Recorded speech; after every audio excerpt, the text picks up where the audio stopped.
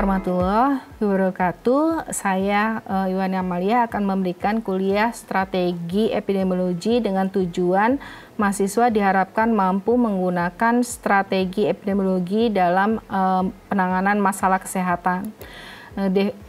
Epidemiologi merupakan disiplin ilmu yang berkembang seiring dengan perubahan masyarakat dan munculnya penyakit baru.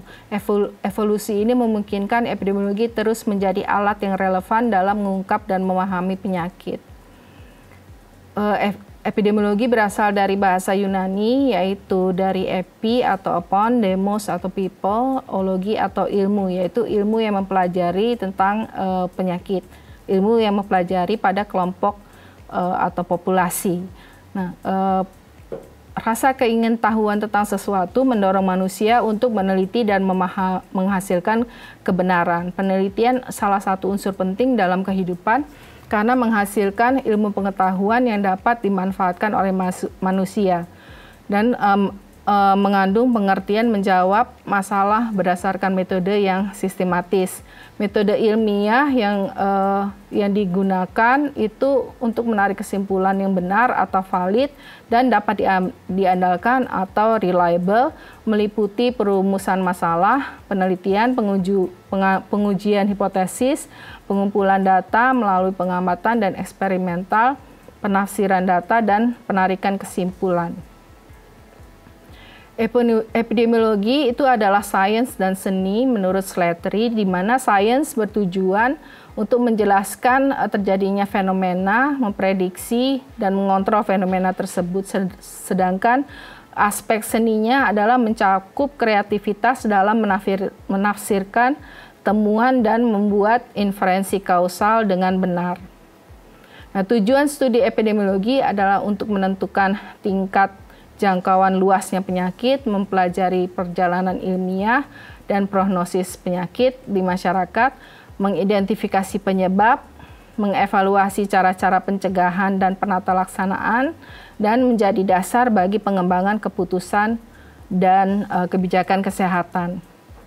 Siklus ilmiah atau empirik yang diaplikasikan di epidemiologi diawali dengan studi deskriptif, yaitu penghimpunan dan analisis data, kemudian pengembangan model dan formula hipotesis, kemudian studi analitik untuk menguji hipotesis, dan analisis hasil untuk pengusulan studi deskriptif yang baru. Bagaimana mendefinisikan masalah kesehatan masyarakat? Masalah kesehatan dianggap sebagai suatu masalah bila mempunyai dampak besar pada kematian, kesakitan, lama hari kehilangan kerja, dan sebagainya.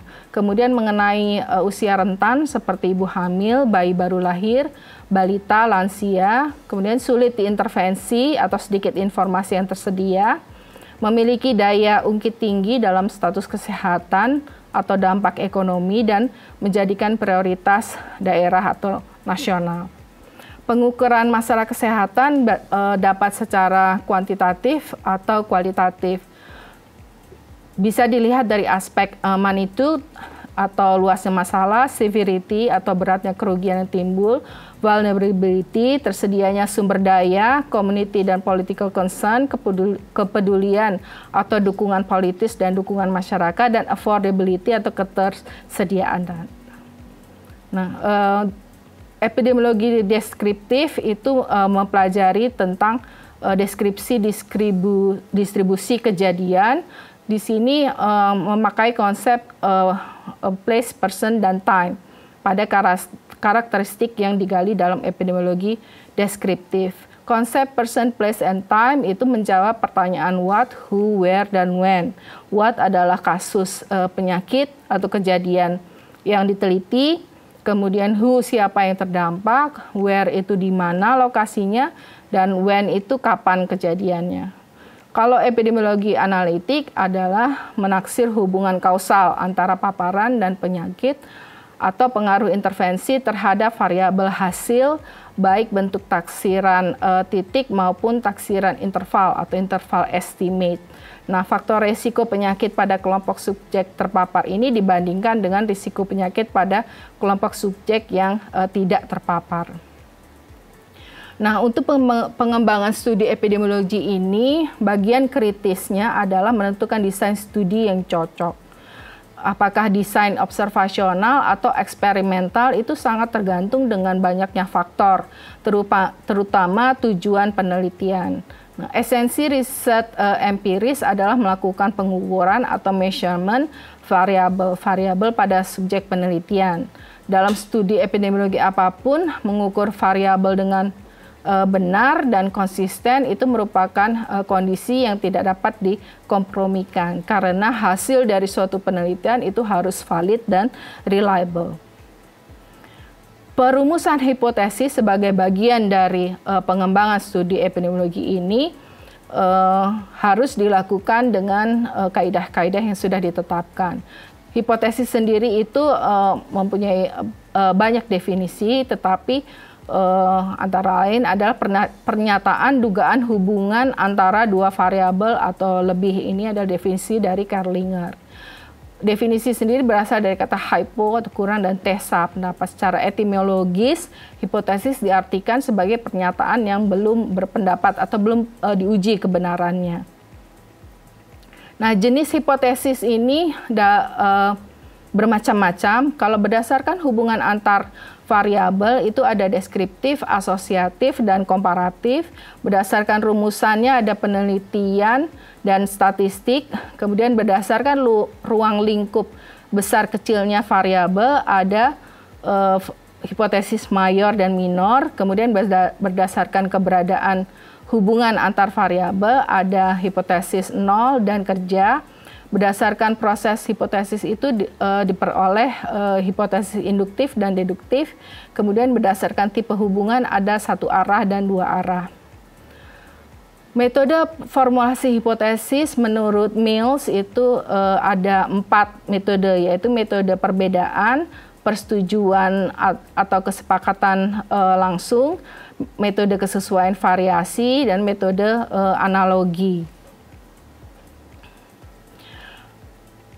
Suatu hipotesis itu harus diuji atau dites kebenarannya berdasarkan data empiris atau data penelitian yang diperoleh dengan desain studi eksperimental dan observasional dengan pendekatan statistik. Uji hipotesis merupakan prosedur secara statistik untuk menentukan apakah data yang dikumpulkan menolak atau mendukung hipotesis nol atau pernyataan tidak terdapat perbedaan atau hubungan pengaruh variabel. Jika hipotesis nol ditolak, maka disimpulkan terdapat perbedaan atau hubungan atau pengaruh variabel yang secara statistik signifikan atau bermakna.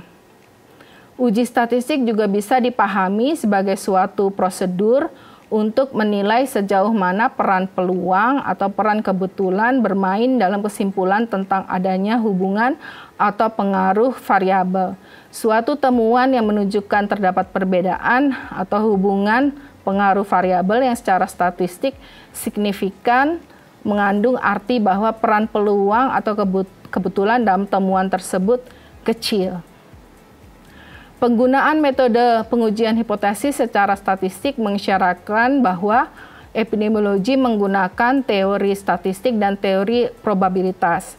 Seperti astronomi, teori-teori statistik memungkinkan epidemiologi menjadi sebuah sains yang bersifat empiris, yang dapat digunakan untuk menjelaskan dan memprediksi peristiwa atau fenomena.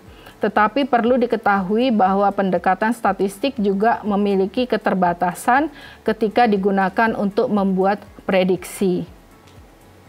Demikian kuliah saya pada hari ini. Semoga bermanfaat.